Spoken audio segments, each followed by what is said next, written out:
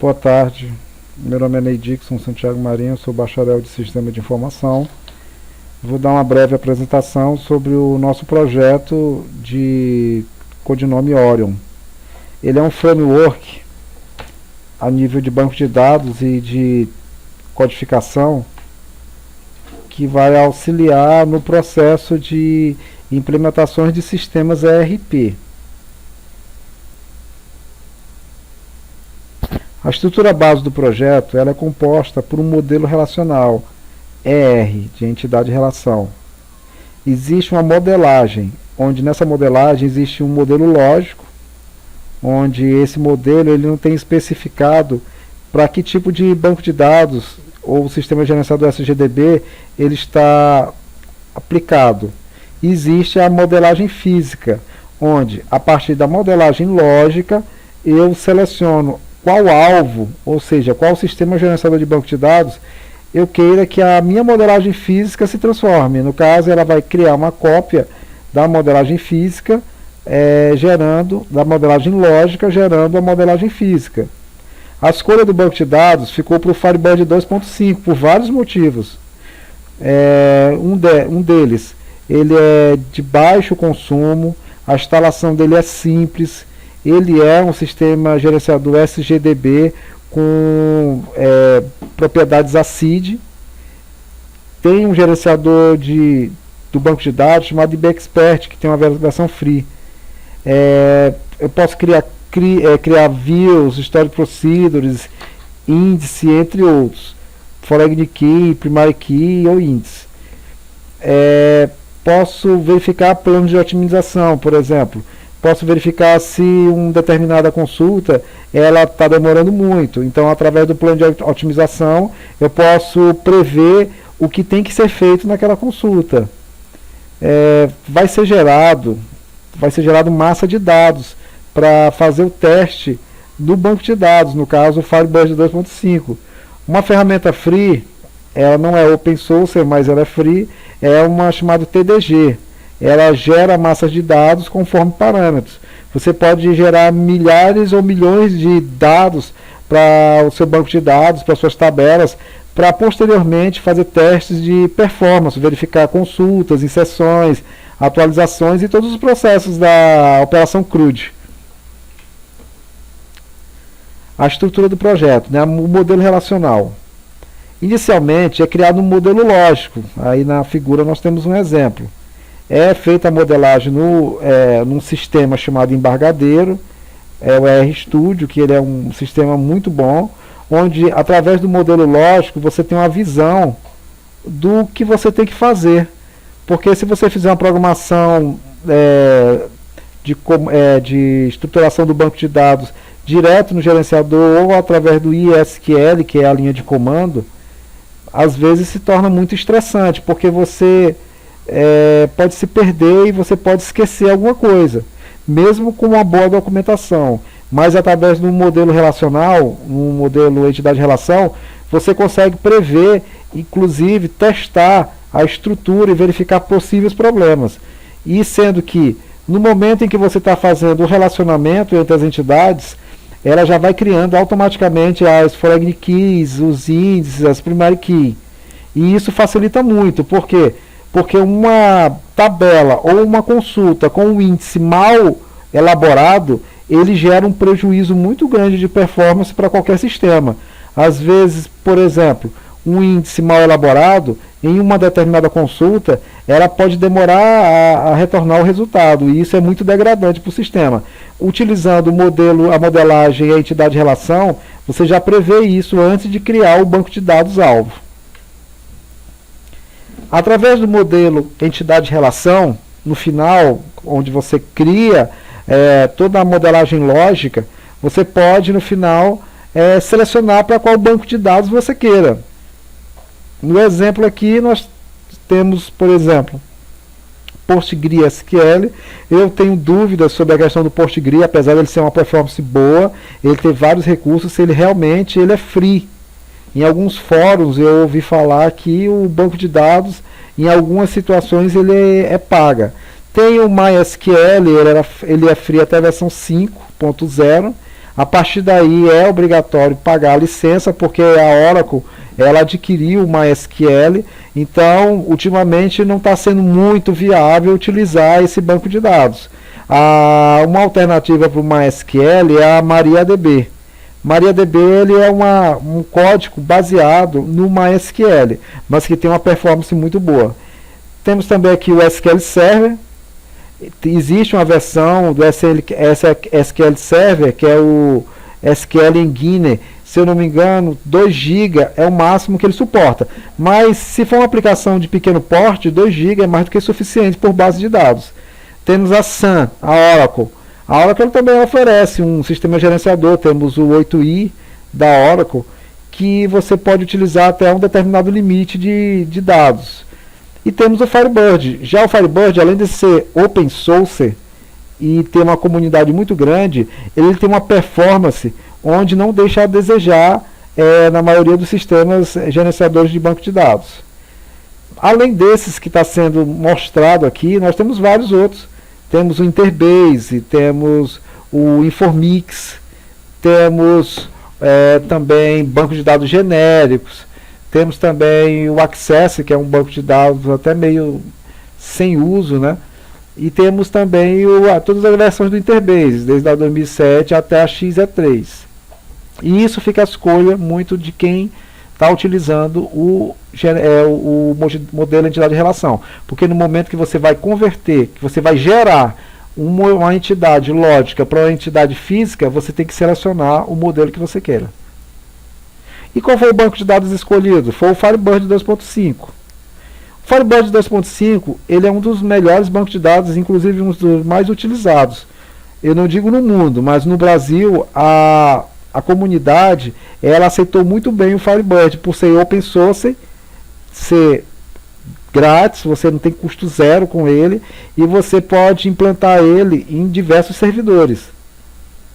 Algumas características do Firebird 2.5: ele tem suporte nativo para vários sistemas operacionais. Você vai poder instalar ele tanto local numa máquina Windows, num sistema solitário, ou como você pode instalar ele no ambiente cliente-servidor. Tem suporte a Storage Procedures, triggers, inclusive a funções, a UDFs. Tem suporte a CID, ao sistema de atomicidade, consistência, integridade e durabilidade. Então isso é muito importante para um sistema gerenciador de banco de dados. Ele tem linguagem nativa, eu posso, em linha de comando, criar rotinas através da própria linguagem do banco de dados. Eu posso anexar funções externas, pode ser anexado funções externas, sendo que alguns desenvolvedores, inclusive bibliotecas free, elas fornecem essas UDFs, que são chamadas bibliotecas externas, que vocês podem anexar elas tanto para o Windows como para o Linux, ou seja, são bibliotecas multiplataforma. Você precisa basicamente de zero de configuração para fazer a instalação do Firebird. Você apenas passando um parâmetro no instalador, você pode fazer uma instalação silenciosa, ou seja, uma instalação que ele começa sem a intervenção do usuário. Isso nós chamamos de instalação silenciosa. Existe também a versão embarcada, que é aquela versão onde você joga ela diretamente no próprio sistema, sem a necessidade de fazer instalação. Mas nesse caso, a versão embarcada, ela serve somente para aplicação local, ou seja, ela não tem, um usuário não poderá acessar ela de um terminal. E também existe a versão 32 e 64 bits, que fica a critério de cada uso. Se a necessidade é 32, se a máquina é 32 bits, coloque-se no 32, caso contrário, vai-se para o 64. Aqui foi tirado da fonte firebird.news.org, docs fb2 minute _ptbr.html. Sobre os sistemas operacionais. Os sistemas operacionais nós temos aqui alguns que podem ser utilizados com o Firebird. O Linux, que em geral, na maioria dos casos, é o mais utilizado. Não é aconselhável utilizar na interface gráfica. Você, por exemplo, pode instalar uma versão do Ubuntu, que existe a versão do Ubuntu em linha de comando, não é complicado. Você faz essa instalação, você faz a instalação do pacote, inclusive através de um comando chamado apt-get. Você realiza a instalação, a configuração e o seu sistema já está pronto para receber os bancos de dados. No Windows já é mais simples, porque você tem que apenas fazer a instalação de um aplicativo executável. A partir daí você só tem que criar diretórios, banco de dados e colocar, hospedar eles em certos diretórios e chamar ele através da aplicação. No Mac OS X não é muito diferente do Linux. Você faz a instalação dos pacotes e ele fica, essas instalações elas ficam anexadas ao sistema e a partir daí você faz a chamada. Existem as chamadas através do TCP/IP e do sistema NetBIOS, mas o mais indicado é através do sistema TCP/IP. Vamos agora falar um pouquinho do Orion. O Orion, na estrutura base dele, nós temos aqui no segundo nó, a partir do Orion, nós temos aqui os bancos de dados. O Orion, ele tem um banco de dados raiz, que é o banco de dados que controla outras informações. O Orion, ele tem uma estrutura base onde, para cada aplicativo, por exemplo, se você tiver mais de um aplicativo, você quer trabalhar com 2 aplicativos distintos, no Orion, você quer trabalhar, por exemplo, com um aplicativo de estoque, de financeiro, que trabalhe com comércio. E você quer trabalhar, em contrapartida, você quer trabalhar com um aplicativo de clínicas. Eles já, em geral, não tem nada a ver um com o outro. Você não poderia, por exemplo, pegar um aplicativo de estoque, esses aplicativos comerciais, e jogar ele para uma clínica. Não ia dar certo. Mas, se você observar, existem módulos em comuns entre esses 2 aplicativos. Então, o Orion, ele consegue separar o que pertence a um determinado tipo de aplicativo e o que pertence a outro determinado tipo de aplicativo. Vamos ver já já. O framework, a base de dados, ela tem um controle do framework interno da própria base, onde a partir da base de dados, você pode ter N bases de dados, aqui nós temos tracinho N, isso quer dizer que nós podemos ter N bases de dados, e em cada uma dessas bases de dados você pode ter N empresas cadastradas. E o que vai ocorrer? Esse sistema, cada uma dessas bases, ela vai se comunicar com um framework, um único framework. O que é esse framework? O framework, ele é a própria base de dados. Por exemplo, eu tenho 2, 3 bases de dados e eu tenho o código do framework, uma base com as configurações do framework. E dentro dessa base, eu posso me comunicar com outras informações. Por exemplo, na base 1, eu posso me comunicar aqui com o GED. O que é o GED? É o Gerenciador Eletrônico de Documentos, onde eu posso armazenar áudio, vídeo, documentos. Não é interessante se armazenar essas informações na própria base de dados. Por quê? Porque a base de dados principal ela vai inflar. E ela vai ficar pesada com o tempo. Então você tem que ter uma base de dados secundária para você fazer esse tipo de armazenamento. Onde, a partir do momento que você faz a requisição na base de dados primária, você pode obter a informação que você queira da base de dados secundária. No momento que você está fazendo uma operação de CRUD, de criação,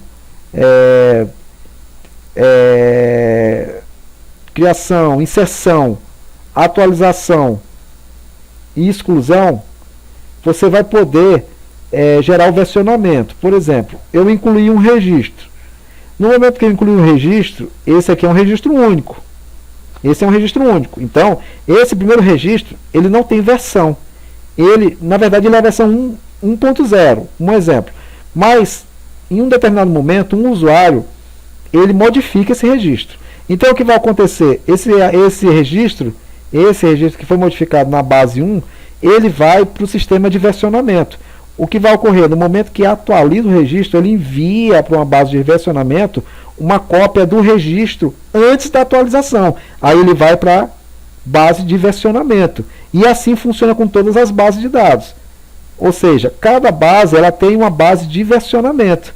Ou seja, modificou, até se você excluir. Se você excluir o registro, ele vem para a base de dados de versionamento e fica lá, como se fosse um arquivo morto. O que vai ocorrer? Se um dia o administrador perguntar, o registro foi excluído, ele pode fazer uma consulta na base de versionamento e saber o que ocorreu. Lá vai estar um histórico. Inclusive, ele pode recuperar o registro que foi excluído. Inclusive, nessas verificações, ele pode saber quem foi o usuário, que horas foi, que máquina foi, qual foi o IP. Ele tem todo esse controle para saber quem está fazendo esse processo. Vamos passar aqui para o próximo slide. A estrutura do projeto. Nós temos a base de dados, o banco de dados principal, que é o que foi explicado, que é composto por entidades, no qual são separadas por prefixo. Isso aqui é muito importante, a questão do prefixo, para não confundir quem estiver fazendo o desenvolvimento e a manutenção do banco de dados. No próximo slide vai ter essa explicação. Os prefixos indicam em qual grupo em qual grupo essas tabelas estão. O tipo de banco de dados, de acordo com a necessidade, vai depender da aplicabilidade do sistema. Exemplo, você tem vários tipos de sistemas que você quer gerar. Sistema comercial, sistema para hotelaria, sistema para academia, etc. Não é interessante você toda vez começar o sistema do zero. Então, em alguns casos, por exemplo, sistema comercial, sistema para hotelaria e academia, eles têm informações em comuns. Por exemplo, nós temos aqui em sistema comercial, nós temos controle de estoque.